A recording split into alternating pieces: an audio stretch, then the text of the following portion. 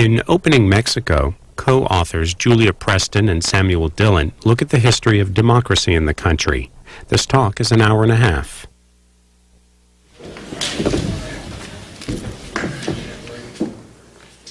Good evening, ladies and gentlemen. In this very, very warm evening, if the gentlemen are wearing a coat and you want to take it right off, this is in the family. I'm Walt Cutler. I'm president of Meridian International Center, and I am here to welcome you, but also to welcome our distinguished speakers, our authors. This is one of Meridian's Authors' Evenings, and we're very, very pleased to be presenting this program tonight in cooperation with the Cultural Institute of Mexico. As you know, many of you have visited that institute. It's right up the street, and it's a wonderful institution. You'll hear more about that later. Our authors, of course, are Julia Preston and Samuel Dillon, Opening Mexico, The Making of a Democracy. And also I'm pleased to welcome Ambassador Eduardo Ibarola, who is the Deputy Chief of the Mission at the Mexican Embassy here in Washington. Welcome. And also Alejandro Negrin, who's the Director of the Mexican Cultural Institute. Thanks to our volunteers, Aaron Barnes, Elizabeth Latham, and Berenice Sanchez. And as traditional with these programs, the authors will be available after the program during our reception to sign their wonderful book, which will be on sale in the loggia. I would like to introduce our guest moderator and host this evening, Ambassador Jim Jones, somebody who knows Mexico well. He was our American ambassador to Mexico 1993 to 1997. Very, very busy, active years in Mexican-U.S. relations, NAFTA, the Mexican peso crisis, and other such issues. Before that, for 4 years, he was chairman and chief executive officer of the American Stock Exchange. And before that, for a number of years, he was a representative from Oklahoma in the U.S. House of Representatives, where he was chairman of the House Budget Committee. But his public service started in his early 20s when he was the appointments secretary, now called chief of staff position, for President Lyndon Johnson. He's a native of Oklahoma. He's a graduate of Georgetown Law School. And now he is co-chairman and CEO of Manat Jones Global Strategies, based here in Washington, and a company that is involved in all kinds of international trade and investment issues and business-government relations. And not least at all is the fact that Ambassador Jones is the chairman of Meridian's Board of Trustees. Please join me in welcoming our guest moderator, Ambassador Jim Jones. Thank you, Walt. Thanks very much. Thank you very much, Ambassador Walt Cutler, who is the president and longtime president, distinguished leader of Meridian International, and welcome to all of you. This is a particularly good evening for me because I came to know the authors when they were covering Mexico as the New York Times Bureau when I was down there as ambassador part of the time. And I've read their book, and the first thing I would say, it's a good read. Oftentimes, colleagues of mine, friends of mine, write books, and it's sort of a rehash of what they have written as either journalists or speeches they've given as congressmen or what have you. This is not that kind of a book. It really is a very good book, a good read, and it talks about Mexico up to the present time in a way that lets you understand the enormous changes and basically peaceful revolution that has occurred in that country up to the present. When I went to Mexico as ambassador, I was astounded to find out so many Americans, including officials in Washington, their view of Mexico was a 40-year-old Anthony Quinn movie. And it was a very frustrating thing to me to be able to try to give sort of a kindergarten explanation of Mexico, its past, and try to bring them up to date of the enormous changes that were taking place in that country. And so I think just from that standpoint alone, it's a good read. They show respect for Mexico, for Mexicans, for the culture, for the progress that country has made in moving toward full first world respectability. But they also are able to deliver searing critiques of where that progress has fallen short. I'm going to introduce both of the authors, and they will speak in turn. And then I want to introduce Ambassador Ibarola, and then we'll go into questions and comments from the floor. Julia Preston is currently the New York Times federal courts reporter in New York City. She has had a very interesting and varied degree experiences in her profession. She came to the Times in 1995, and she and Sam Dillon covered Mexico for the next 5 years. One of the reasons perhaps this book is so good, they were able, it looks like they took a year off because they were recipients of the MacArthur Foundation Research and Writing grant, which allowed them to go not just in what they had done in their reporting time in Mexico, but to go into even greater depth to research for this book. She, at the New York Times, has held a number of posts since being in Mexico. She was the Deputy Investigations Editor, editor on the Foreign Desk, the Bureau Chief for the New York Times at the United Nations, and covered the Security Council and the Iraq debates, etc.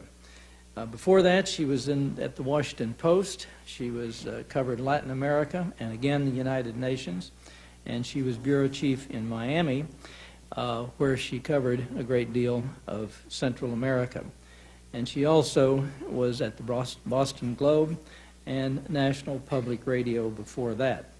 Many awards she's won. For example, in 1994, she was the winner of the Robert F. Kennedy Award for Humanitarian Journalism. In 1997, received the Maria Moore's Cabot Prize for distinguished coverage of Latin America. And then, of course, in 1998, was a Pulitzer Prize winner as part of the reporting team from the New York Times that did their series on the corrosive effects of drug corruption in Mexico. The other author, Sam Dillon, began his Latin American reporting in 1981. He covered the Civil War in El Salvador for the Associated Press, and then became the bureau chief for the Miami Herald. He was a New York Times reporter on the Foreign Desk and covered a number of major events for them. He covered the Al-Qaeda currently since Mexico. I might bring you up to date. He's been on the Foreign Desk at the New York Times. He's covered the Al-Qaeda arrests in Spain, and he's covered the sex abuse scandal in the Catholic Church.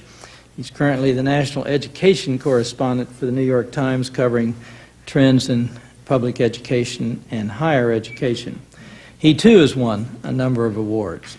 In 1998, he was also a part of the New York Times staff that won the Pulitzer Prize. He, in 1987, won another Pulitzer Prize at the Miami Herald, was one of the 6 reporters for their coverage of the Iran-Contra affair. Also, in 1988, he won the Inter-American Press Association's top prize for political reporting. In 89, his book, Commandos, the CIA and Nicaragua's Contra Rebels, won the Overseas Press Club award for the best book on foreign affairs.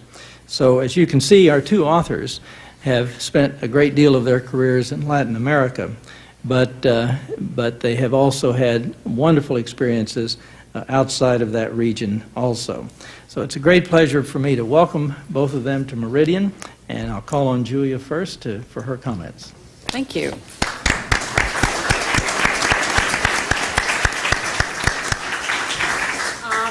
I want to thank Ambassador Jones for introducing us. It's really a privilege to be introduced by him. He was an ambassador who not only helped Mexico to participate in NAFTA and was an important force in major changes that have taken place in Mexico, but he also was an ambassador who came to really love and feel a bond with the country, and as we do, and so it's really an honor. Thank you very much, and thank you for coming.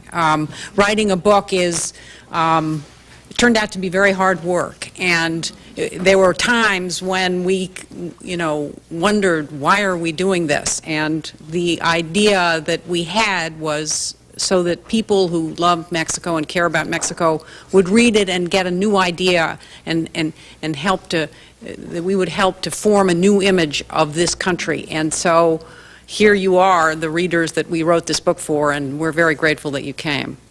In opening Mexico, Sam and I used the term slow motion, peaceful democratic revolution to describe the political process that culminated on the night of the presidential election in Mexico on July 2nd, 2000. Revolution is a big word. Perhaps the political scientists will object that we use it so confidently. But we feel it is right because we remember what it was like to be newspaper reporters that night in Mexico City. We remember the suspense. Throughout the evening, as we were hunched over our keyboards in the New York Times bureau in Mexico City, the story was still evolving. We were writing new leads on our stories every hour or so. Could it really be, we wondered, that the improbable campaign of Vicente Fox, a vegetable farmer and former Coca-Cola executive, who had based his presidential bid on a simple promise of change. Could it be that Fox would really triumph at the polls? Could it be that the Institutional Revolutionary Party, after decades of making off with elections by fraud and chicanery, would really this time refrain and concede in the vote? Could it really be that Mexico's election system, on which Mexicans had lavished years of reform efforts and more than $1.2 billion, would really withstand the PRI's attempts at fiddling? Sam and I didn't know whether the story that we would be writing that night would be yet another round of electoral conflict and political mayhem, or the beginning of a new era in Mexico. Of course, everyone knows how it came out. Fox won by a decisive margin, 8 points, in the cleanest election ever in Mexico. The PRI, led by its president, Ernesto Zedillo, stood aside. The election was so soundly organized that major fraud was simply impossible. By 11:30 that night, Jose Waldenberg, the president of the Elections Council, gavelled the session to a close and told the council members to go home.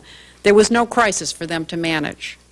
Sam and I wrote our news stories and our analyses. The next day, we filed more stories from Mexico about the official tally, and they were on the front page of the New York Times. But after that, the world moved on. Yet we knew that the significance of the election's outcome was enormous. When the PRI system was unseated at the polls, it had given Mexico 12 consecutive presidents and had been in power for 71 years, making it the longest ruling political regime in the world. It was the first time in Mexican history that state power had been transferred from the rulers to the opposition peacefully by means of free elections with full suffrage. Think about that for a minute, something that is so routine in the United States. This was the first time that this kind of political change had been accomplished peacefully in Mexico. Order and civility were the hallmarks of the consolidation of Mexican democracy, a country that had entered the 20th century with a bloody revolution in which more than 1 million of its citizens were killed, stepped decorously into the new millennium with another one in which not a single shot was fired in anger. Mexico, too often regarded by Americans as a passel of pistoleros and greasy-palmed politicians and drug dons and wetbacks, had something to show the world about peaceful democratic change. The July 2000 election was not only about the charisma and campaign talent of Vicente Fox, although these had been prodigious. Sam and I realized that we had witnessed the culmination of 3 decades of determined, patient, and often dangerous work by many Mexicans in the elite, in the grassroots, on the left, on the right, at the center, in the provinces, to bring greater freedom to their country, to carry out Mexico's apertura, its opening. We understood that the main protagonists and the heroes of this opening had been hard to spot. Mexico's transition was difficult to follow because there was no Nelson Mandela, no Lech Walesa, no single leader to personify and guide the struggle. The internal decay and collapse of the public credibility of the PRI's authoritarian system was marked by many traumatic events: the bank nationalization of 1982, the assassination in 1994 of PRI candidate Luis Donaldo Colosio, the peso crisis of '95, the corruption scandals of Raul Salinas, to name a few. But the impact of the efforts of Mexican citizens and political leaders to make democracy did not become clear until they came to fruition on the night of July 2nd, 2000. For so long under the PRI, Mexico had called itself a democracy consistent with the PRI regime's remarkable capability to use political illusion as a tool of self-perpetuation. Today, Mexico actually has most of the working parts of a democracy in place and running. President Fox is chosen by the voters and accountable in broad terms to them, as his successor will be also. Mexican voters wasted no time in confronting Fox with this new reality when, in the midterm elections in July of 2003, they registered their disappointment with his performance by giving the PRI his nemesis, a plurality in the lower house of Congress, and giving the combined opposition a majority. There is a combative legislature to check the president's power, too combative, some would say. The Supreme Court is undertaking a worthy struggle to overcome a sad history of subservience to political power and working to become more independent, professional, and nonpartisan. Three major political parties are in play, representing authentic swaths of the Mexican electorate. A broad process of federalization has taken place, devolving many political powers and some spending powers back down to state governors, a crucial evolution in a country as diverse as Mexico. The society is filled with loud and energetic civic groups pushing their issues, from human and Indian rights to land tenure disputes, to teachers' wages, to relief for victims of crime. And anyone who reads Spanish and has spent a day in Mexico City knows that there is undeniably a free press. The newspapers and television newscasts in Mexico are carrying on a highly opinionated shouting match, and that is always interesting, if not always informative. As Sam and I contemplated the fall of the PRI, we realized that the heroes and the villains of this change were Mexicans that we had met in the course of our everyday reporting. Our book is not scholarly, although it is well-sourced. Rather, we wrote a history of Mexicans' opening with an emphasis on the story, a narrative whose goal was to weave together the life stories of grassroots activists and the political biographies of the powerful, to show how the collective accumulation of reformist effort came together over time to impel peaceful change. Last but not least, we hoped as journalists to make a contribution to clarifying the historic record of some events. Our book is broken down in phases, and I'll just mention them briefly. We really start our story in 1968, the year of the massacre of students in Tlatelolco Square in Mexico City. The events of '68 really marked the Mexican people in an especially concentrated way. That was a very tumultuous year around the world. But in Mexico, the massacre in Tlatelolco Square really showed a whole generation of Mexicans the violent core of the authoritarian system. It was the first time when there was a whole generation that broke faith with the possibilities of change within the system. In addition to which, the events of October 2nd and the massacre that took place became part of the opening because they remained secret for decades. And then Mexican researchers and journalists and scholars began digging to find out what did actually happen. And 30 years later, while we were there in Mexico in 1998, Sam wrote a number of stories about what Mexicans had learned about the process. And it turned out that that President Gustavo Díaz Ordaz, who was the president at the time, had actually ordered elite army unit, snipers from an elite army unit to fire down on not only the student protesters in the square, but also on other army troops, so that it would appear to be the students who had started the violence in the square that day. So the violence and then the process of disclosure was really very central to the a part of the opening in Mexico. After '68, the next major moment in the democratic opening came in 1985. There was a huge earthquake in downtown Mexico City, and the government was paralyzed by the extent of the damage.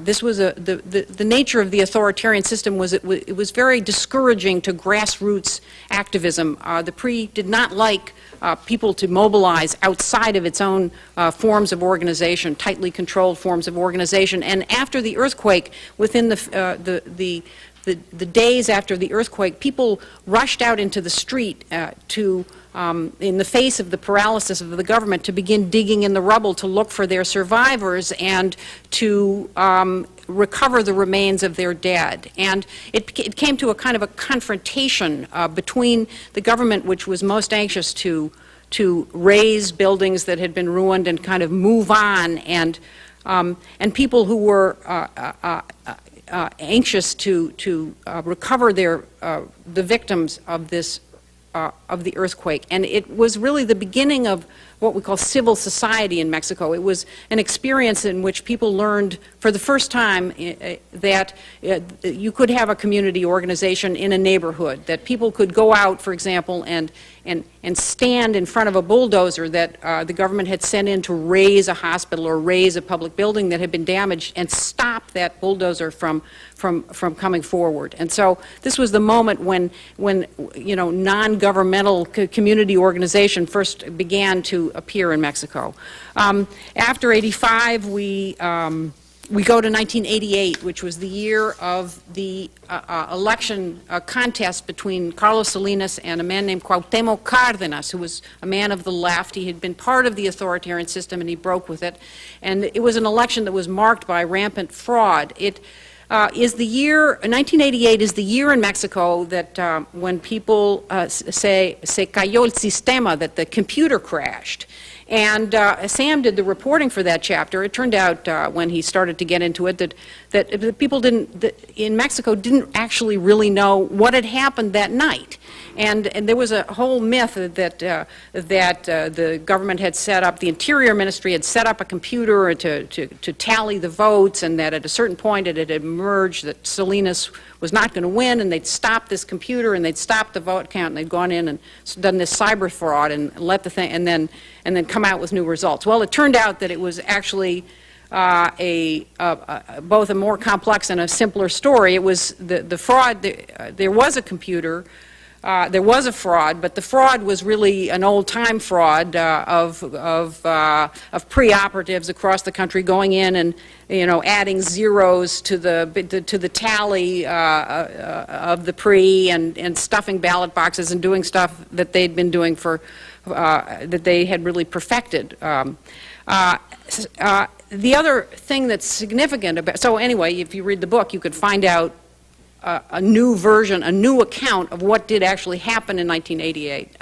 In addition to which, this was the year when Cárdenas, at a certain point, his followers were calling out to Cárdenas to rebel, to resist the imposition of Salinas. They believed that Cárdenas had won, and there was a moment when Cárdenas appeared in the Zócalo in Mexico City, and his followers were calling out for him to summon them to an uprising, and he basically held out his hands like this, and he just said, no, We need to take this, we need to form a political party. We need to take this movement into peaceful means of change.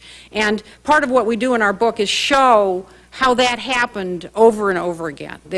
Mexicans frequently had options to opt for violence, to opt for disorganized change, and time again they chose to build institutions. They chose to reform the elections process. They chose to build political parties. They chose to try and make a stronger Congress. This is one of the themes of the book. We write about Carlos Salinas.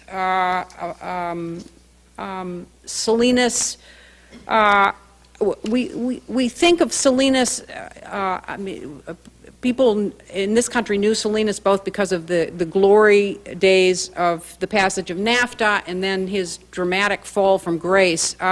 What we do in the book is show how Salinas governed and the way that over the period of time that he was president, he concentrated power, more and more power. He eroded the underpinnings of even of pre-authority in the country and concentrated it more and more in his hands. I mean, we have ample material in the book about the corruption in the Salinas regime, but we really look at Salinas as an example of a president who attempted to make an economic opening with NAFTA, but not a genuine political opening, and what happened. And then we write about Ernesto Zedillo, the paradoxical president of the PRI. Zedillo, who really was the accidental president. He comes to power.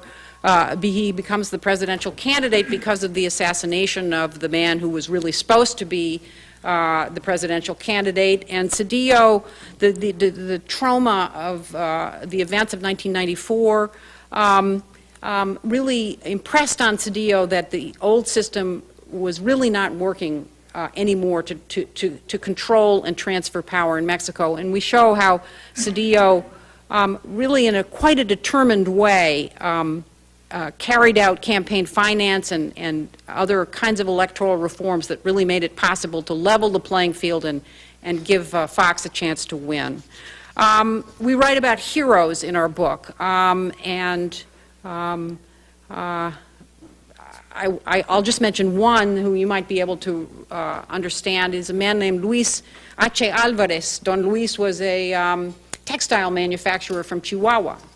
And Don Luis, among other things, ran for president against the PRI in 1958 when that was considered to be a lunatic thing to do, when this was a party that in that period of time was winning 98% of the valid votes cast in a presidential election.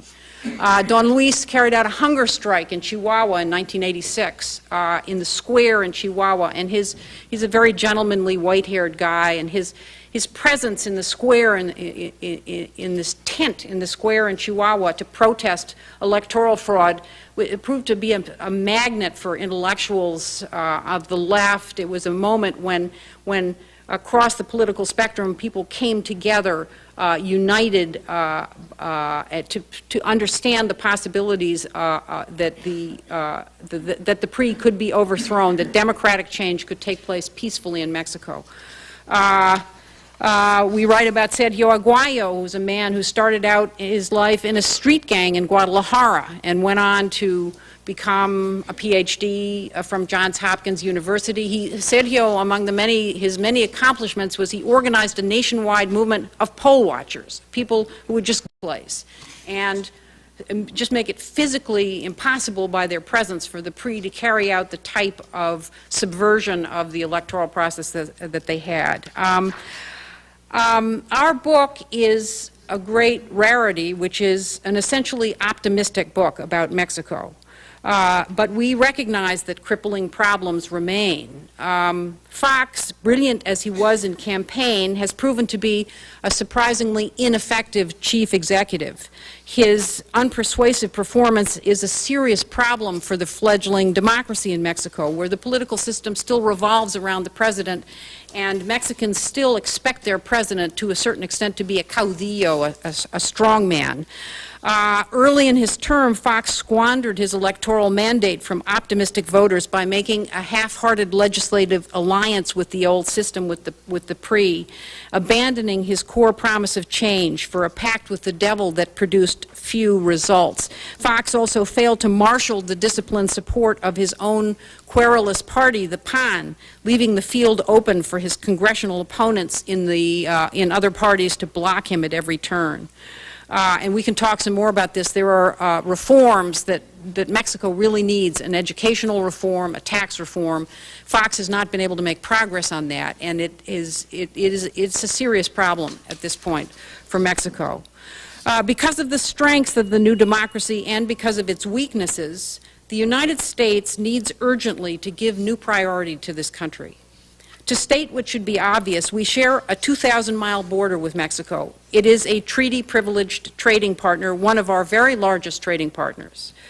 More than 8 million Mexicans now work without documents in this country. The United States has a strategic national security interest in the economic stability and democratic progress in Mexico. The Bush administration has stated that promoting democracy is the central goal of its foreign policy. And yet, in the wake of the September 11th attacks, Mexico, our oil-exporting neighbor, which carried out a democratic transformation that did not cost the American taxpayers $80 billion, was remanded to the back row. The diplomatic framework is already in place for negotiations on the extraordinarily complex bilateral issues that arise from immigration, from border security, to name just a few. A nation that has been called our distant neighbor has taken a giant step closer to our core political values. It's a change that we must recognize and reward. Thank you.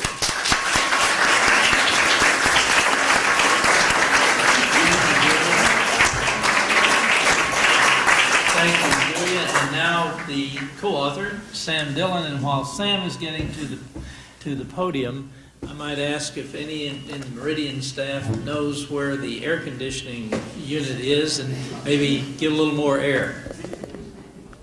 Does anybody know? See if you can. Okay.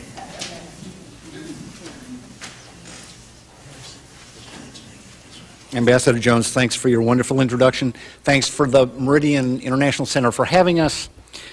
A special greeting to Eduardo Ibarrola, who we knew as an eminent lawyer in Mexico when we were based there. He is one of the most helpful and knowledgeable officials that we encountered. We owe him many thanks for the insights he gave us. It seems a very long time ago now, but think back with me for a minute to the year 2000. There were two nations in North America that had presidential elections that year. In one country there was turmoil. The ballot counting dragged on for 5 weeks. There were charges of fraud. In the other country, there were no charges of fraud. The authorities announced the results quickly and accurately. The losing candidate accepted his defeat graciously, and the winner, a man named Vicente Fox, was magnanimous in his victory. Think for a minute about those results.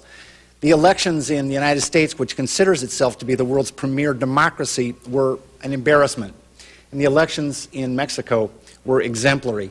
That is an extraordinary role reversal. Mexico's entire modern political culture has been shaped by fraud. Even Mexican Spanish is rich with a vocabulary of fraud. This is sort of like snow. The Eskimos have 100 words for snow, right? In Mexico, they have words relating to vote fraud. Words like alquimista, the alchemist. In Mexico, the alchemist is a guy who slips in behind the scenes after the voting has happened and rigs the election for the ruling party. He turns the lead of defeat into the gold of victory. Well, in 2000, this kind of arcane vocabulary of disputed elections emerged not in Mexico, but in Florida. It was in Florida where we had the hanging Chad and we had the butterfly ballot. In 2000 in Mexico, there were no hanging Chads and there were no alchemists. There were just honest elections. So what are we talking about? We're talking about a kind of democratic revolution that occurred in Mexico. Now that's a very sweeping phrase, as Julia mentioned. Are we correct in applying it to Mexico? What's changed and what has remained the same 4 years later? Someone once asked Zhou Enlai to evaluate the impact of the 1789 French Revolution. Trying to figure out where this problem's coming from. Someone once asked Zhou Enlai to evaluate the impact of the 1789 French Revolution. It's too early to tell, he said. In Mexico, things have become clear more quickly. 4 years later, we can say that because of what's happened in Mexico, it's less authoritarian, less presidential, less centralized, and more open to the world than ever before. And democracy has made an important difference in some areas. But let's talk for a little while about the bad news. What hasn't changed? For one thing, the country's weak systems of accountability. What are the headlines coming out of Mexico these days? They focus on videotapes that concern or that illustrate politicians, many of whom emerged in this struggle for democracy, accepting bribes on camera. It's a disappointing thing to watch. It's not terribly surprising. Democracy hasn't abolished all greed, but clearly Mexico needs to build stronger systems for holding corrupt officials accountable. What's the larger problem of accountability? The legal system itself doesn't work very well yet. The problems are multiple. Only a tiny proportion of the crimes committed are ever reported, and an even smaller percentage of those that are reported are investigated and punished. 3 or 4 years ago, a couple of academics studied Mexico's police academies. They found that the cadets were being taught right in the academies how to shake citizens down for bribes. The prosecutors, called Ministerios Públicos, are undertrained and underpaid. The 500 federal judges are much more professional and better paid, but they face a daunting problem occasionally with the system itself in its functionings. So reforming and strengthening the law enforcement and justice system remains one of the most pressing issues on the Mexican agenda. There's mixed news on about the narcotics trade. Obviously, the river of drugs that flows northward from Mexico to satisfy U.S. demand still flows. The Times correspondents who replaced us in Mexico have written some interesting stories about the news being good. There have been top traffickers in all the major cartels that have been jailed. During the first years of the Fox administration, it appeared that the ties that were forged between the drug mafias and federal officials were unraveling. There are signs now that the traffickers may be knitting them back again, this time with people in Fox's party. It's hard to overstate the power that American consumption of cocaine bestows upon the traffickers. They may find it no more difficult to buy protection from prosecution in a democracy than they did under the PRI. There are other mafias. The major labor federations are all still controlled by holdovers from the PRI era. Democracy hasn't come yet to the workplace. It hasn't come to many business boardrooms either. Corporate governance is an important issue in Mexico, although as far as I've heard, no Mexican corporation has been found to be cheating its shareholders as shamelessly as Enron or Tyco. Life hasn't changed much in the shanty towns that surround the maquiladora plants along the northern border. Foreign corporations pay workers there $10 or $12 a day, and virtually no Mexican taxes. So in many border settlements, there's no money to pay for potable water or sewage treatment. During the 2000 campaign, candidate Fox promised to fight underdevelopment and poverty vigorously. His central strategy, he said, it would be an educational revolution. He was going to spend umpteen billion pesos to remake the Mexican school system. That's never really gotten off the ground. The government doesn't have billions of pesos to spend reforming all the schools. Fox has put forward energy and tax initiatives that would increase revenues, but he can't get Congress to approve them. Fox has in some ways been proven to be a clumsy negotiator with Congress, but the Mexican public itself is divided over the wisdom of these initiatives. Fox has called them modernizing reforms, but the left sees them as giveaways to the business class. So the Congress currently is a democratic institution and reflects the ambivalence of the electorate. Fox can't simply ram legislation through in the way that, say, Salinas could 10 years ago. So there's legislative impasse. But let's keep this in context. I read an article in Foreign Affairs magazine a couple of months ago. It called Mexico an ungovernable democracy. America has tremendous problems too. Our underfunded Social Security system, our microphones that don't work, spiraling healthcare costs. Does the American political system work any more effectively on these issues? We also face a kind of political impasse, yet nobody's calling the U.S. ungovernable so far. So let's talk now. What are some ways that democracy has made a difference in Mexico? Take immigration. Millions of Mexicans feel very strongly about the conditions faced by undocumented workers in the United States. We have a vast underclass of Mexicans that work here virtually without civil rights. Nearly 500 Mexicans died crossing the border last year trying to get past the guards to do work that Americans want done but don't want to do themselves. Fox picked up on the outrage that many Mexicans feel about this system, and he campaigned in 2000 promising to press for change in the legal framework that governs labor migration in North America. And as it's true, as president, he has pressed these issues much more vigorously than any of his predecessors. In January, President Bush offered a new immigration proposal, his guest worker program. That would help some Mexicans obtain legal status to work here for a time, and it would allow them to travel back and forth between Mexico and the U.S. while participating in the program. It does not offer a clear path to legality. I heard some Hispanic congressmen call Bush's proposal "come, work, and adios." It'd be great to see a specific legislative proposal. But what's the point here? This is a case where Mexican public opinion has forced one of our continent's most pressing social issues onto the American political agenda. That's new. This is Mexican democracy making itself felt.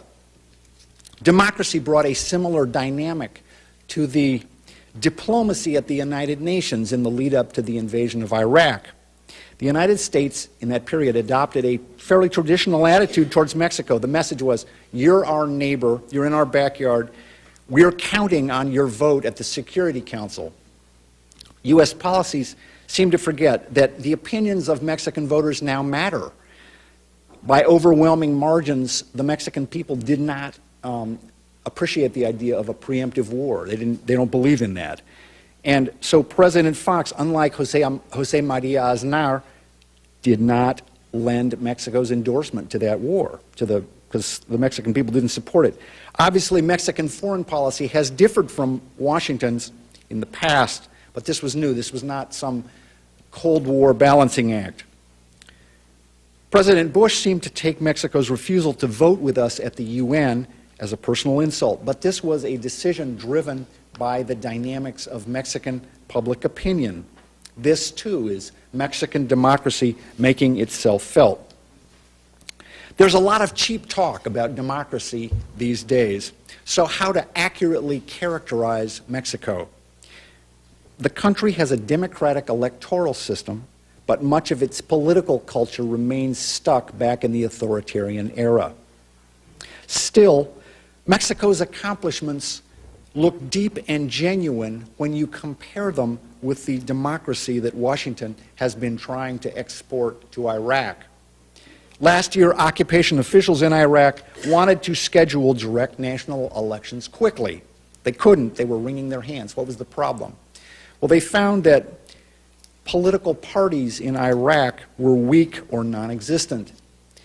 They found that Iraq's voter lists were out of date or inaccurate. During this same period, Julia and I were writing our book, and it was difficult for us to avoid comparisons with all this talk of democracy between Iraq and Mexico. Voter list? Mexicans spent billions of dollars over much of a decade to create a very sophisticated national voter registry with a digital fingerprint embedded in the cell phone, embedded in the citizen identity card. Parties, Mexicans fought for many years to build their opposition parties. So again, what's the point? Democracy doesn't flow from the barrel of a gun. Mexican democracy wasn't imported by an occupying army. Mexicans built it themselves. The difference between writing newspaper articles and writing a journalistic history like our book is the difference between making headlines and charting trend lines. In our work in Mexico, Julie and I created a lot of troubling headlines. That was part of our job as correspondents. We had to write about topics that were often embarrassing or difficult for our Mexican hosts. We wrote about drug trafficking, army abuses, dysfunctional institutions. But we were lucky. We had the good fortune to stay in Mexico long enough to see past our own headlines and to realize that Mexicans were engaged, that we were watching the last stages of a long period that was culminating in an inspiring national renovation. We met Mexicans who were feeling new powers. The power to prevent the development of a pristine beach by some hotel chain. The power that neighbors feel when they band together to stop crime or prevent crime. The power that taxpayers feel when they confront red tape at some bureaucratic government office. Eventually, we saw Mexicans move past the frauds of the past and elect their own Congress, a democratic Congress, and eventually a president of their own choosing. Writing our book, we got to chart the trend lines, and they were very clear. Mexicans fought an extraordinary struggle for democratic rights, and they won a great victory. Thank you for listening.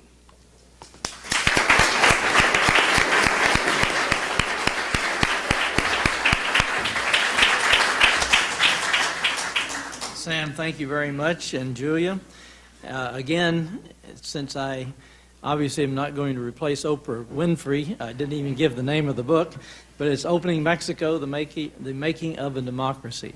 And now, before we go into questions and comments from the floor, I'd like to bring to the podium the Deputy Chief of Mission of the Mexican Embassy here in Washington, Ambassador Eduardo Ibarrola. I'm not sure he will want to verify the kind things that Sam Dillon said about him, because those in government service should never get too close to the press or be lauded by the press, but he is one of the great public servants of Mexico. He is a Foreign Service officer who, when I was in Mexico, was basically loaned to their equivalent of the Department of Justice, was the Deputy Attorney General equivalent, the number 2 person in their justice system, and in that capacity did as much or more than anyone in Mexico to build the cooperative efforts between the United States and Mexico to fight common enemies such as drug trafficking, environmental degradation, abuse of immigrants, etc., etc. So it was someone that we enjoyed working with because He was a straight shooter who looked at the common problems and cooperatively tried to help solve those problems. Before coming to Washington, he went back from the Justice Department, their Justice Department, to the Foreign Service, was Consul General in Houston, and then just within the last couple of months has been posted here in Washington as the Deputy Chief of Mission, Ambassador Eduardo Ibarrola.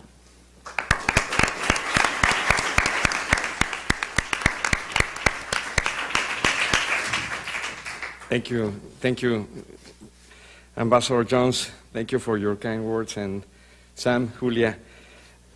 I am really very thankful to the Meridian International Center to be invited to this presentation, because I think that this is a very interesting book. Of course, it's a book written by journalists, as Sam said before, and I couldn't agree more. And we have a lot of facts in the book, and of course, we have also an interpretation of the facts. We can agree or disagree with the interpretation, and perhaps some of the, not mine,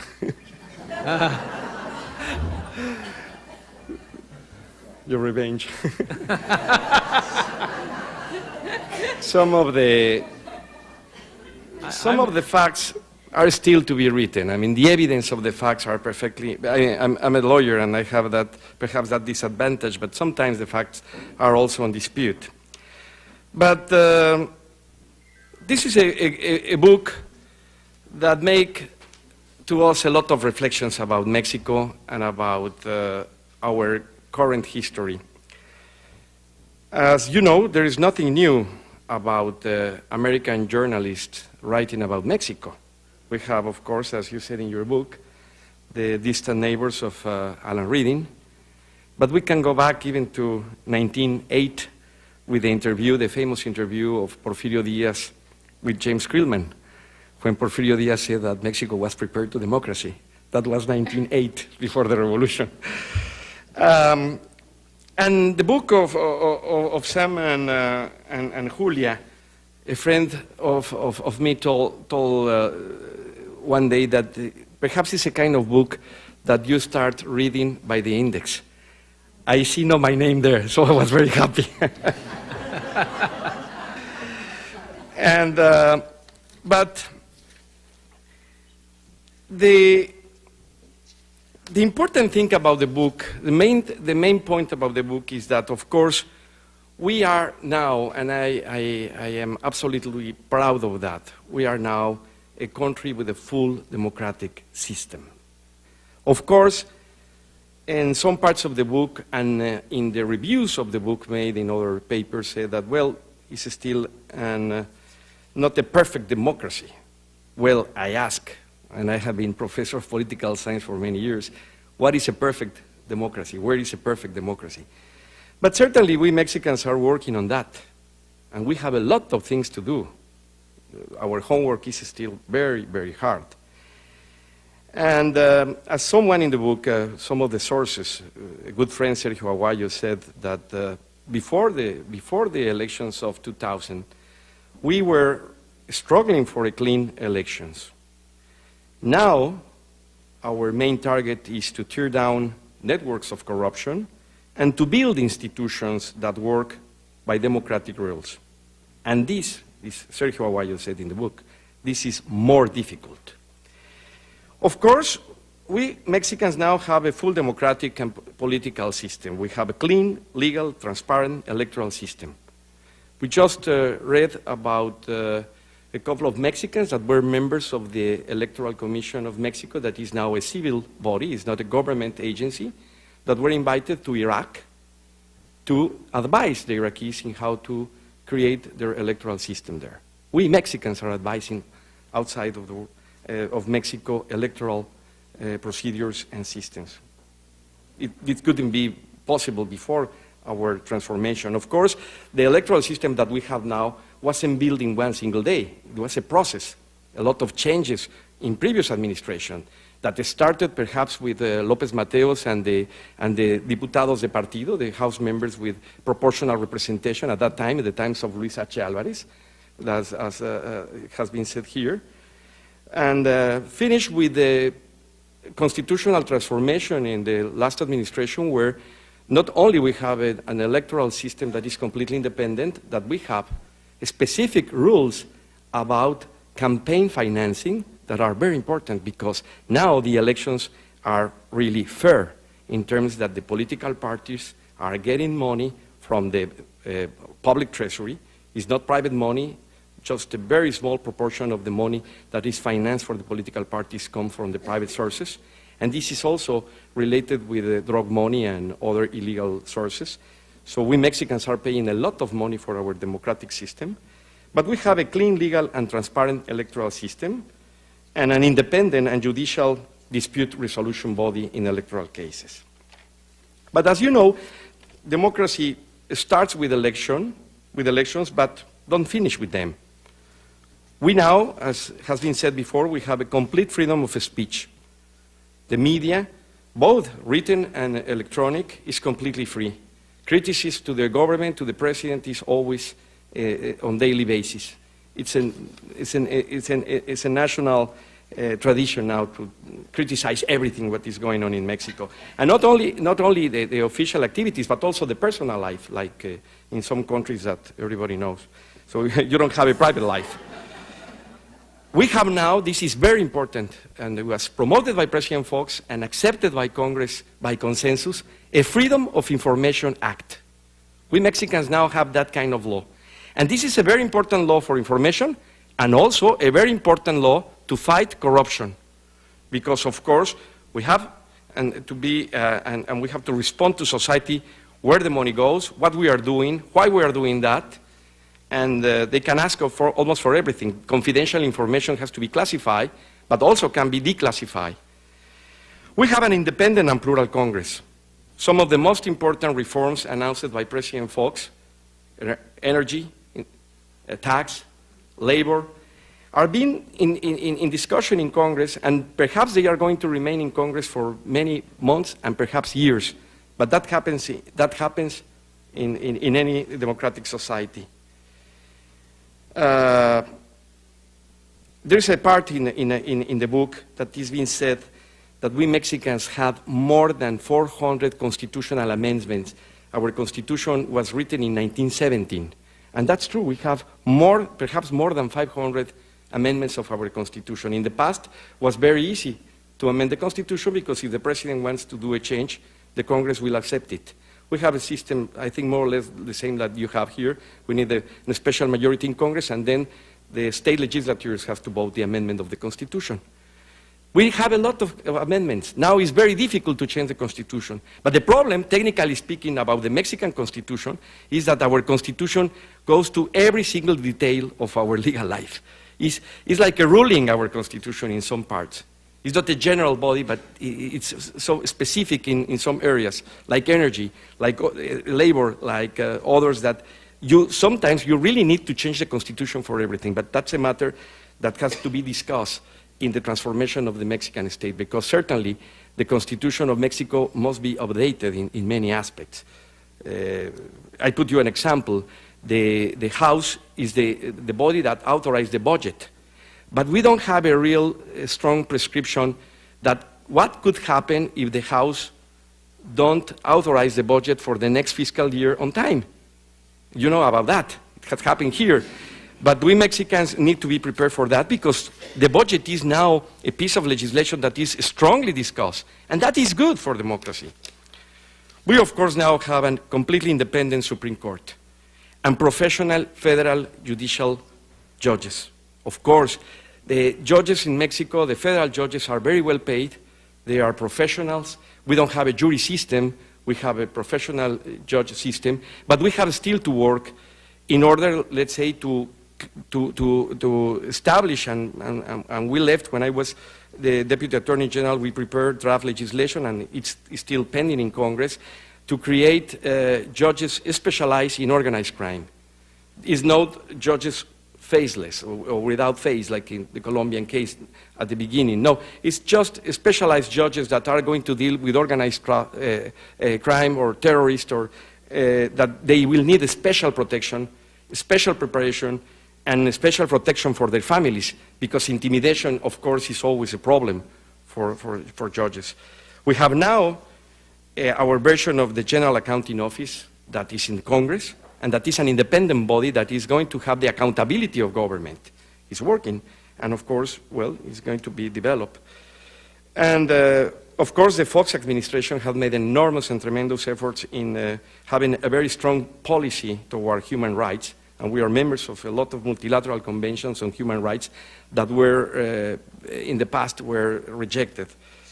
And we have a strong commitment to fight corruption, conventions and policy, and we just established a civil service. For the first time in Mexico, a civil service, the law is there, needs to be implemented, but the civil service also helps to prevent corruption.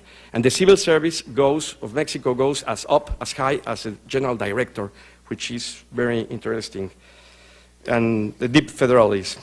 So we can discuss about the changes that have been have taken place in Mexico, as Julia and Sam said before.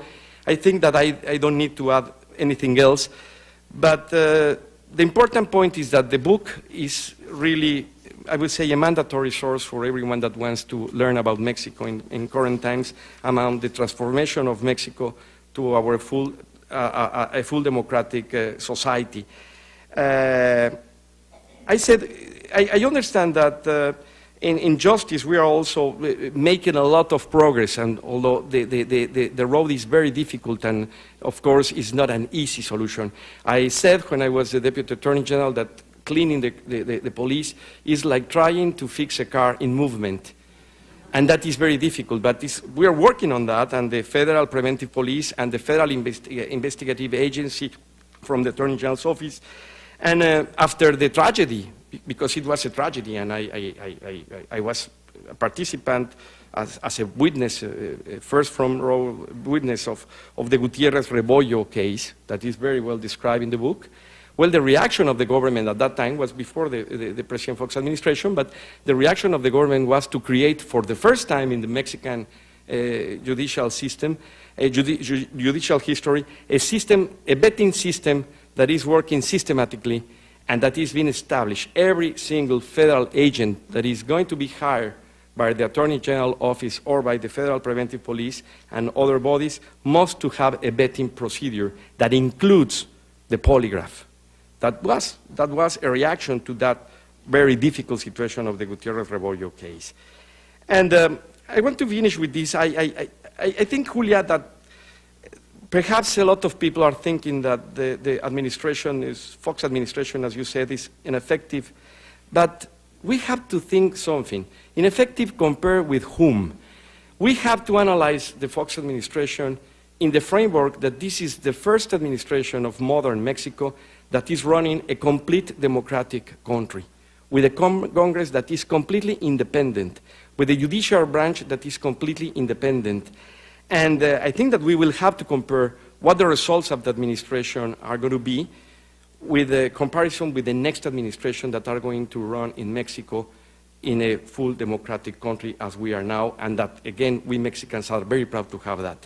Because certainly it was very easy to run in the past when you have 100% majority in Congress, all the judges in your side. Well, that is very easy to govern, and it's very easy to run a country. Although, let's keep in mind that even in the past, within the PRI system, they have a lot of internal disputes. It was not so easy as it was a monolithic system. It was a lot of struggles inside the PRI.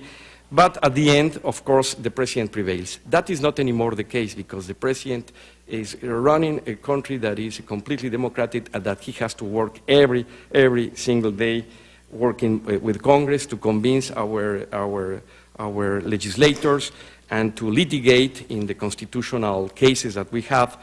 And, well, that is a different Mexico, and I am very glad that both Sam and Julia are optimistic about my country, because I am also very optimistic.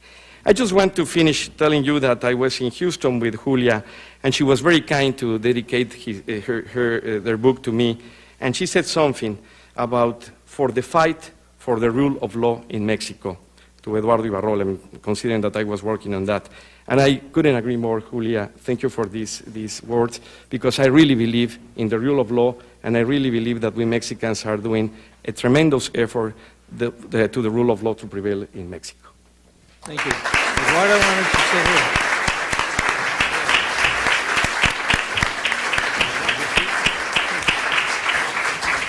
Eduardo, thank you very much, Eduardo, for 3 fine presentations. The floor is open to questions. We have a microphone. Somebody, with a microphone, if you'll just state your name and ask your question. Thank you very much. I'm Herb Whirl, and I used to be with the World Bank, and both the World Bank and OECD have criticized Mexico for the weakness of its public administration, particularly its sexennial system. I was wondering to what extent, in your excellent columns, have you been able to look at public administration, particularly the sexennial system, which you can explain, and to what extent do you see any improvement in this regard, which affects, of course, everything in Mexico, the fact that Mexico is not able to collect much taxes and all the rest of it. Perhaps you'd care to talk about that, either one of you. Thank you very much.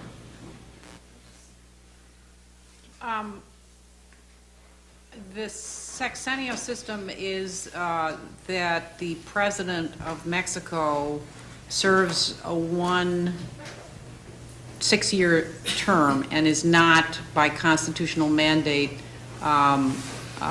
eligible for re-election. And there is, in fact, no re-election of across the political system. The other aspect of this under the PRI was the one that Eduardo alluded to, which was that essentially there was no civil service, so that you know, the patronage was not just a part of the system; it was the system. The PRI was, in a sense, a very large political machine.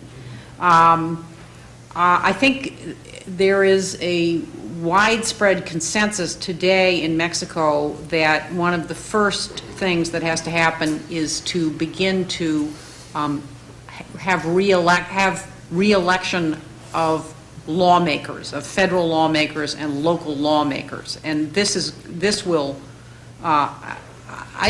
It's even possible that this could happen before the end of Fox's term, I think, because there does seem to be a strong sense that this is urgent. If you don't have especially your representatives, your lower house of Congress, if those people are not eligible for re-election, then you really never they never acquire any kind of sophistication. You can't build legislation over a period of time. You can't really even make the kinds of long-term alliances around, you know, major issues that that you need to have when the issues on the table, for example, are something as deep as allowing private investment in the energy industry or in a total overhaul of the tax system, which is one of the big issues that's on the table. So the advent of the civil service, I think, is a tremendous step. It's obviously going to take a long time for that to have an effect. And stay tuned and see if they get re-election of lawmakers at the federal level. Okay, other questions? Over here, this gentleman in the front. Mike will come up to you in just a minute, then we'll call on you. This gentleman right here in the second row.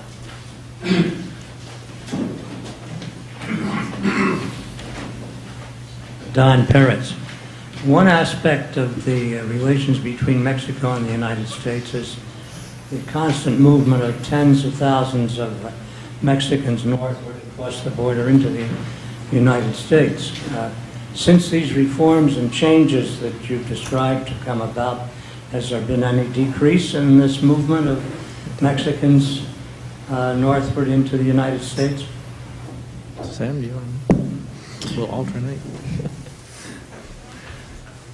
I don't think there has been. I believe that actually the latest reports have been that there's more movement across the border in the period since President Bush spoke about his immigration proposal.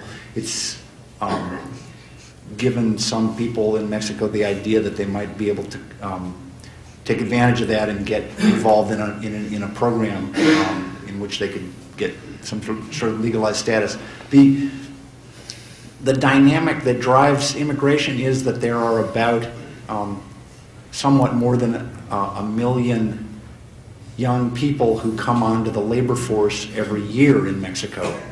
And in good years and bad years, the economy there does not produce more than a fraction of that number of jobs. And so there is a tremendous deficit in unemployment, and so that's driving the immigration issue. It's something that our country really needs to address, because it's a political issue for both countries, and we need to work on it with considerable urgency. Sure, Eduardo. I think for an analysis of migration, we have to consider also that our economies are really integrated now. First of all, the Mexican economic policy is, of course, dedicated to keep Mexicans working in Mexico. That's the main goal. And we have had financial stability for years, and the transition from President Cedillo to President Fox was without any big surprise in the public finances and the public macroeconomic figures. We didn't have devaluations. We have a smooth transition. The point is that also for migration we have to keep in mind that the Mexicans are coming here to work because they find works here. The economy of the U.S. is demanding that works, and we, in a sense, are providing that workforce because the economy of the U.S., and also this is important, to remain competitive needs the Mexican workforce or the workforce from elsewhere. Or either the jobs of this country are going to move elsewhere, like we are seeing now in stories about moving jobs from here to India to working computers or whatever. So that is a problem of the global economy, of the global economics. So we have also to keep that in mind when we analyze migration. In a sense, we are filling the places, the empty place that the American market is demanding. This lady here in the fourth row, right here. I must congratulate you both very, very much for the book. It is the third time I come to listen to you. I read it twice. All my friends got it. Sergio Aguayo has a copy, and I'm sure you also sent me a copy. And I must say this book is very, very admirable, because on the one hand it is very informative without taking the superficial aspect of the common tourist, nor does it have all the expertise of the experts, which write very boring books. On the other hand, it is so incredibly important that there is not one trace of paternalism in writing. Whatever you refer to or report, you are always practice reflection about your standpoint and your perceptions, which is a tremendously valuable element in the book. Thank you very much. Thank you. And I'll have to take very sharp disagreement with you. let me also say that she is not a member of either of their families. This gentleman right back here. Can we put you on the road? I mean, you know. In the next row back. You want to turn the mic on and give it to this gentleman here? My name is Joe Dukert, and this question asks for speculation, and I'd be interested in the opinions of any or all of the people up there. What effect do you think it will have on the elections of 2006 if 500,000 to 1 million Mexicans living in the United States do vote, at least in the presidential election? We were talking about that beforehand. Who wants to take that on? Well, I think we're not sure, because I mean, my speculation would be that we really don't know, because this has been a disenfranchised group, and you know, there have been many assumptions. The pre-system before Fox's election made the assumption that these would be voters that would probably be hostile to the authoritarian system, because after all, they couldn't find jobs in Mexico. They ended up being in the United States, and so the pre fought the possibility of enfranchising Mexican voters in the United States before Fox's election. But I don't think we really know. You know, it's a huge population. It represents all of Mexican society, I mean, of working class Mexico, and that's a very diverse group, politically diverse group. I don't think we really know, you know, how they would vote.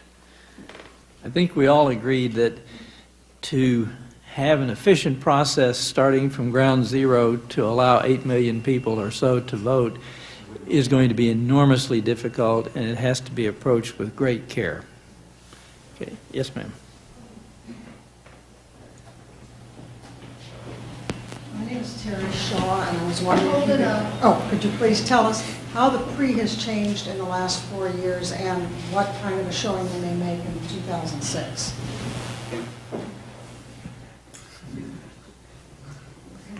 Well, the PRI's greatest accomplishment in the last 4 years has been that it has survived, because in the days after the election in 2000, it was really very difficult times for every member of the PRI. Hi, Terry. I haven't. And I have to say, I'm kind of literally. People, longtime members of the PRI were walking out of the PRI headquarters with all of their belongings in cardboard boxes, and and fighting and threatening each other in front of the cameras, and it was a very gloomy period. And they have gone on to have party elections that. They united around a candidate, and they have won regional elections, and they are operating within the political rules as a center-left party. And so I think that the biggest change is that they've gone from being a completely discredited party in power to a party that has some credibility now as an opposition group. And we'll see if they have more. They still have more governors than any other party, so they have a good base in every state. So, they could even win. And I'm going to assume the ambassador does not want to tackle that question. One of the changes is that they are making primaries. Yeah. They are making primaries. They up to now Choosing nobody knows choosing for the candidates. Nobody knows up to now who. Perhaps it's going to be the candidate. They have 10 candidates, potential candidates. That is a huge change. A couple of things. One, the PRI is the only party that really has a national structure. Two, and this drives some people crazy when I say this, but I believe that the PRI, in ideological terms, represents a kind of mainstream in Mexico that still exists, which is it's a nationalist party. It is a welfare state party. It is an anti-clerical party. And so there's an ideological basis there for the PRI that makes it a mistake, I think, to discount the PRI.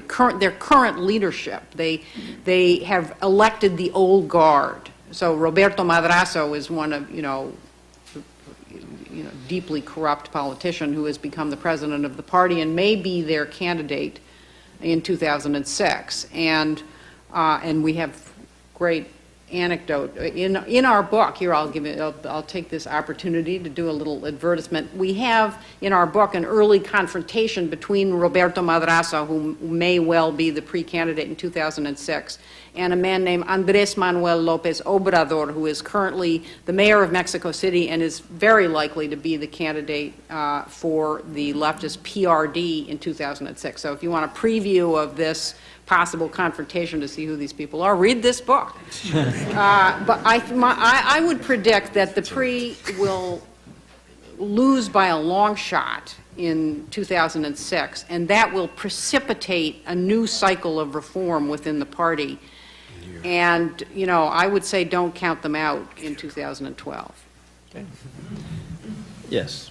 One more question back here. Hi, how you doing? My name is Michael Gorino. I'm with an international student organization called ISEC. And I had the opportunity to live in Mexico City the last 4 months this last semester.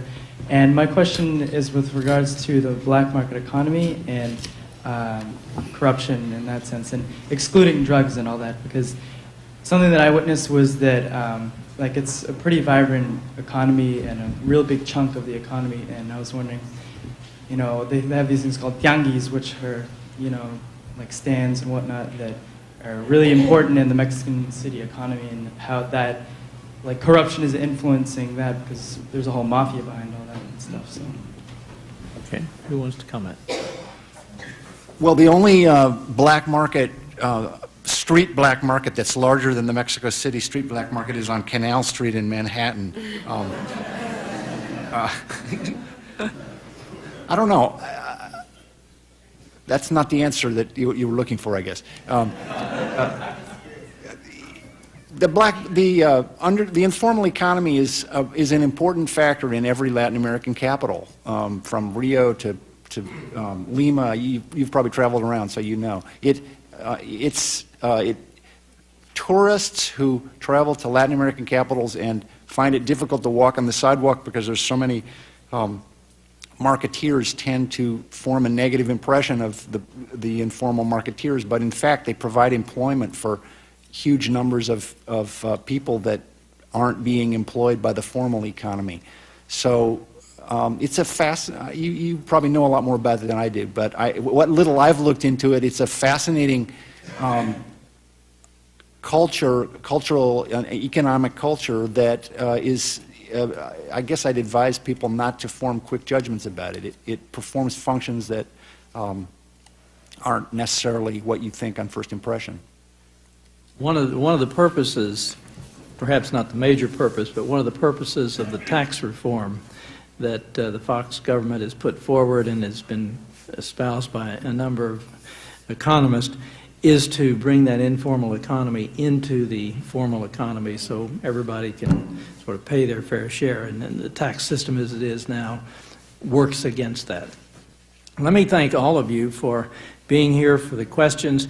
The one thing I thought about that this book clearly illustrates in the advances of democracy, but it puts forward a number of the traits of the Mexican people that I found there, one of which has been a great sense of humor.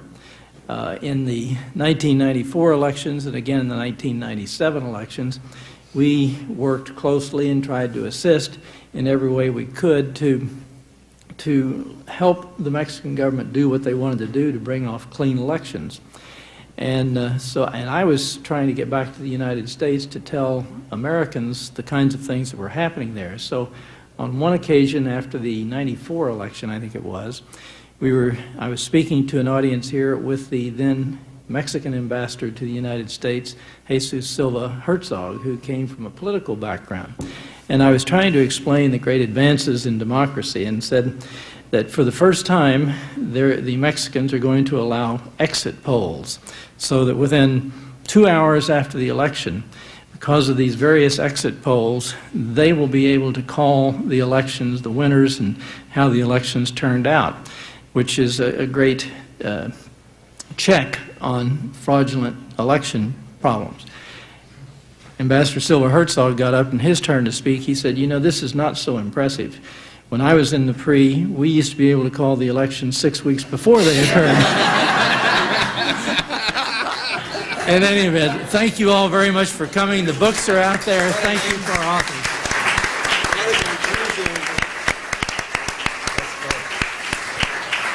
Thank you. Very funny.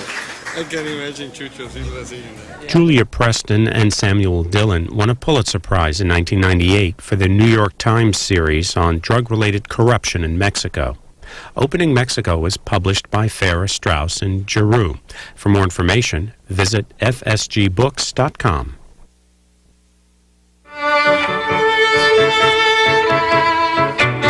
Award for the best book on foreign affairs. So as you can see, our two authors have spent a great deal of their careers in Latin America, but they have also had wonderful experiences outside of that region also.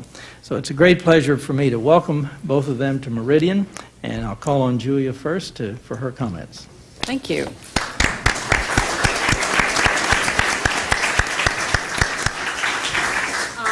I want to thank Ambassador Jones for introducing us. It's really a privilege to be introduced by him. He was an ambassador who not only helped Mexico to participate in NAFTA and was an important force in major changes that have taken place in Mexico, but he also was an ambassador who came to really love and feel a bond with the country, and as we do, and so it's really an honor. Thank you very much, and thank you for coming. Writing a book is it turned out to be very hard work, and there were times when we, wondered, why are we doing this? And the idea that we had was so that people who love Mexico and care about Mexico would read it and get a new idea and help to, that we would help to form a new image of this country. And so here you are, the readers that we wrote this book for, and we're very grateful that you came. In opening Mexico, Sam and I used the term slow motion, peaceful democratic revolution to describe the political process that culminated on the night of the presidential election in Mexico on July 2nd, 2000. Revolution is a big word. Perhaps the political scientists will object that we use it so confidently. But we feel it is right because we remember what it was like to be newspaper reporters that night in Mexico City. We remember the suspense. Throughout the evening, as we were hunched over our keyboards in the New York Times bureau in Mexico City, the story was still evolving. We were writing new leads on our stories every hour or so. Could it really be, we wondered, that the improbable campaign of Vicente Fox, a vegetable farmer and former Coca-Cola executive, who had based his presidential bid on a simple promise of change. Could it be that Fox would really triumph at the polls? Could it be that the Institutional Revolutionary Party, after decades of making off with elections by fraud and chicanery, would really this time refrain and concede in the vote? Could it really be that Mexico's election system, on which Mexicans had lavished years of reform efforts and more than $1.2 billion, would really withstand the PRI's attempts at fiddling? Sam and I didn't know whether the story that we would be writing that night would be yet another round of electoral conflict and political mayhem, or the beginning of a new era in Mexico. Of course, everyone knows how it came out. Fox won by a decisive margin, 8 points, in the cleanest election ever in Mexico. The PRI, led by its president, Ernesto Zedillo, stood aside. The election was so soundly organized that major fraud was simply impossible. By 11:30 that night, Jose Waldenberg, the president of the Elections Council, gavelled the session to a close and told the council members to go home. There was no crisis for them to manage. Sam and I wrote our news stories and our analyses. The next day, we filed more stories from Mexico about the official tally, and they were on the front page of the New York Times. But after that, the world moved on. Yet we knew that the significance of the election's outcome was enormous. When the PRI system was unseated at the polls, it had given Mexico 12 consecutive presidents and had been in power for 71 years, making it the longest ruling political regime in the world. It was the first time in Mexican history that state power had been transferred from the rulers to the opposition peacefully by means of free elections with full suffrage. Think about that for a minute, something that is so routine in the United States. This was the first time that this kind of political change had been accomplished peacefully in Mexico. Order and civility were the hallmarks of the consolidation of Mexican democracy, a country that had entered the 20th century with a bloody revolution in which more than 1 million of its citizens were killed, stepped decorously into the new millennium with another one in which not a single shot was fired in anger. Mexico, too often regarded by Americans as a passel of pistoleros and greasy-palmed politicians and drug dons and wetbacks, had something to show the world about peaceful democratic change. The July 2000 election was not only about the charisma and campaign talent of Vicente Fox, although these had been prodigious. Sam and I realized that we had witnessed the culmination of 3 decades of determined, patient, and often dangerous work by many Mexicans in the elite, in the grassroots, on the left, on the right, at the center, in the provinces, to bring greater freedom to their country, to carry out Mexico's apertura, its opening. We understood that the main protagonists and the heroes of this opening had been hard to spot. Mexico's transition was difficult to follow because there was no Nelson Mandela, no Lech Walesa, no single leader to personify and guide the struggle. The internal decay and collapse of the public credibility of the PRI's authoritarian system was marked by many traumatic events: the bank nationalization of 1982, the assassination in 1994 of PRI candidate Luis Donaldo Colosio.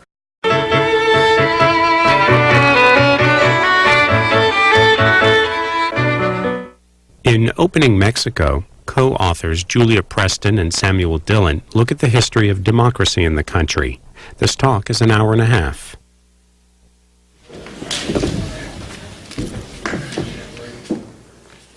Good evening, ladies and gentlemen. This very, very warm evening. If any of the gentlemen are wearing a coat and you want to take it right off, this is in the family. I'm Walt Cutler. I'm president of Meridian International Center, and I am here to welcome you, but also to welcome our distinguished speakers, our authors. This is one of Meridian's authors' evenings, and we're very, very pleased to be presenting this program tonight in cooperation with the Cultural Institute of Mexico. As you know, many of you have visited that institute. It's right up the street, and it's a wonderful institution. You'll hear more about that later. Our authors, of course, are Julia Preston and Samuel Dillon, Opening Mexico, The Making of a Democracy.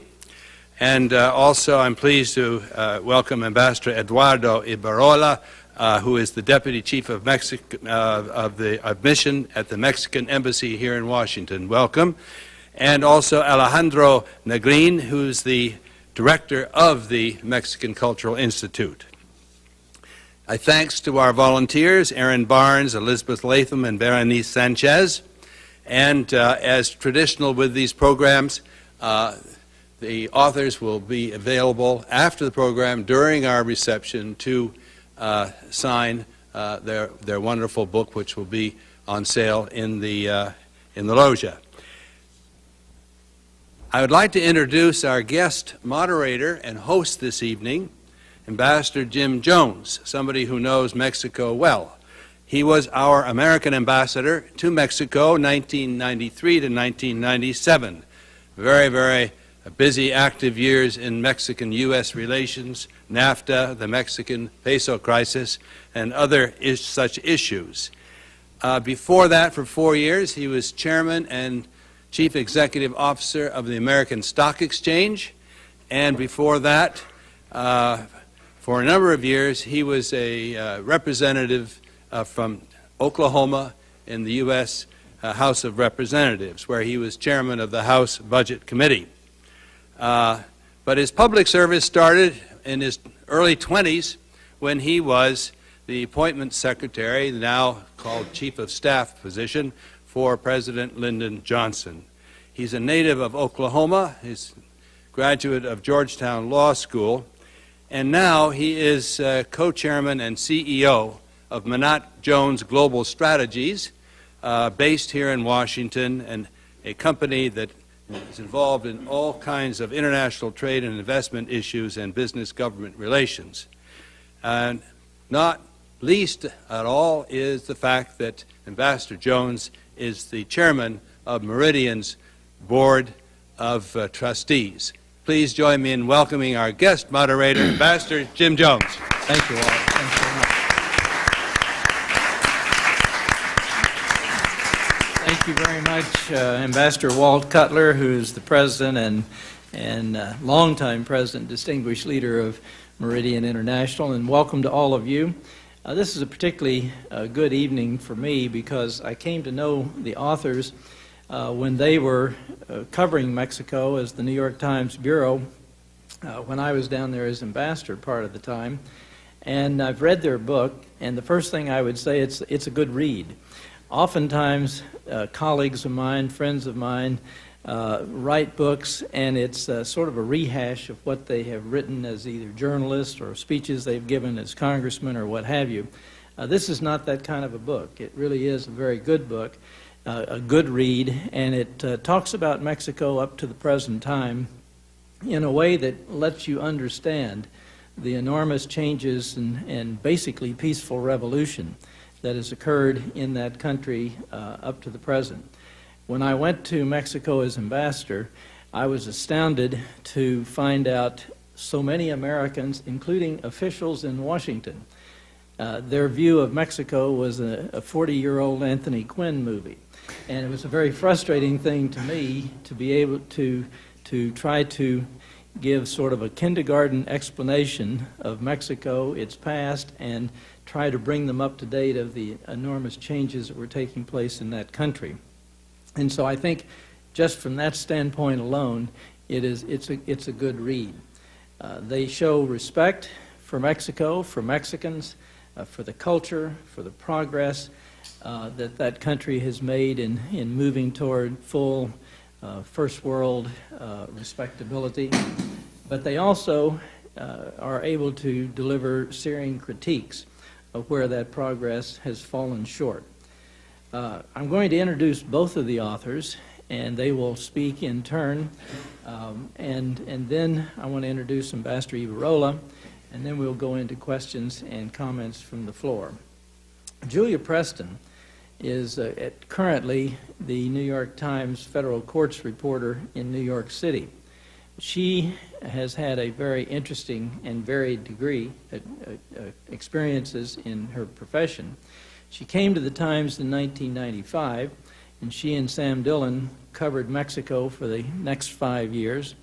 One of the reasons perhaps this book is so good, they were able, it looks like they took a year off because they were recipients of the MacArthur Foundation Research and Writing grant, which allowed them to go not just in what they had done in their reporting time in Mexico, but to go into even greater depth to research for this book.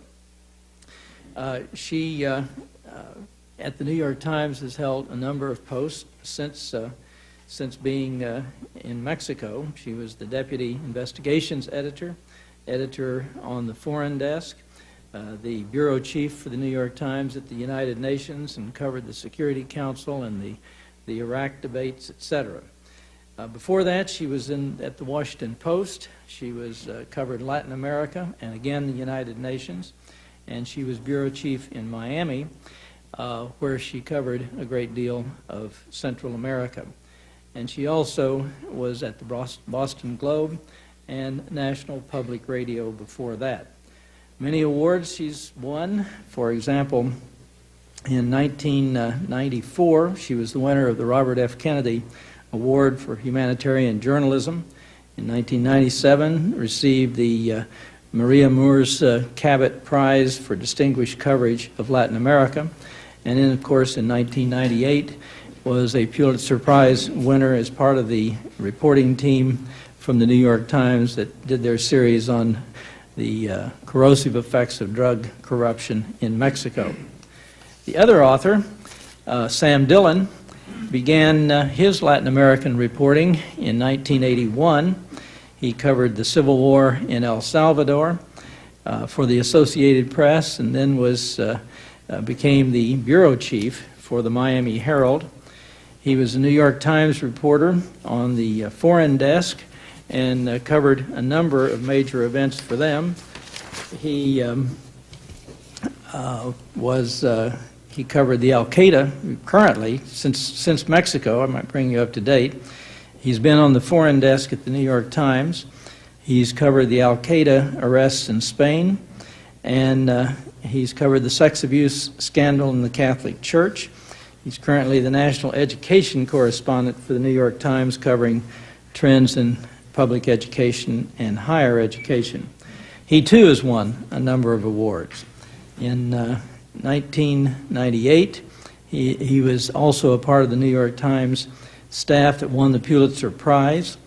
He, in 1987, won another Pulitzer Prize at the Miami Herald, was one of the 6 reporters for their coverage of the Iran-Contra affair. Also, in 1988, he won the Inter-American Press Association's top prize for political reporting. In 1989, his book, Commandos, the CIA and Nicaragua's Contra Rebels, won the Overseas Press Club